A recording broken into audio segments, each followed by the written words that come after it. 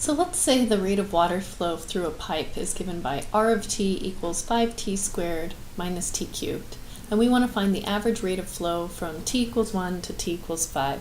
So for this example, when I'm thinking of the average rate of flow, the way that I'm going to compute this is by finding the total gallons, or the total amount of flow, and then dividing it by the time period that is elapsed.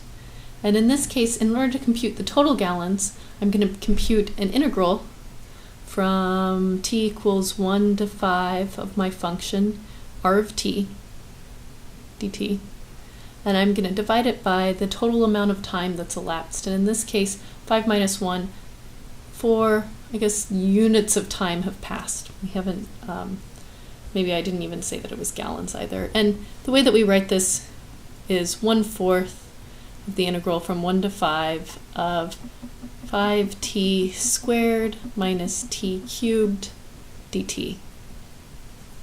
Right, because this is giving us our total quantity, and in order to find the average, we're dividing by the period of time. So let's go ahead and compute the integral. We can compute this integral pretty readily using power rule. The 1/4 just stays out front, and I'm going to get 1/4 of raising this to t cubed, and then dividing by 3. And then I'm going to subtract the second term. This becomes 1/4 t to the 4th. And we're going to evaluate this as t goes from 1 to 5. So plugging 5 into the function, evaluating at our upper limit, we're going to get 1/4 of 5/3 times 5 cubed minus 1/4 times 5 to the 4th. This is evaluating at our upper limit where t equals 5. And now I'm going to subtract out evaluating at our lower limit when t equals 1. This just becomes 5/3 minus 1/4. So plugging this into a calculator or using some clever mental arithmetic, we can see that this first term is going to be 5 times 5 cubed, which is 5 to the 4th.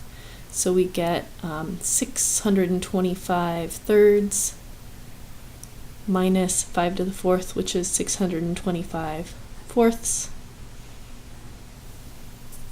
And now I'm going to subtract 1/4 of 5/3 is 20/12 minus 3/12 is 17/12.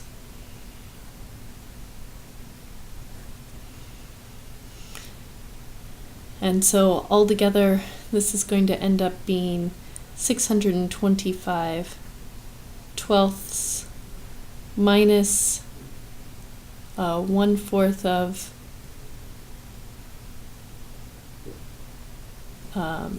17/12.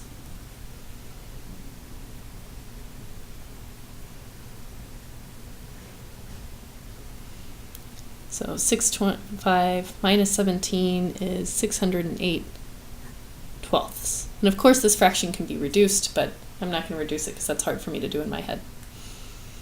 So this is going to give me my average rate over that time period.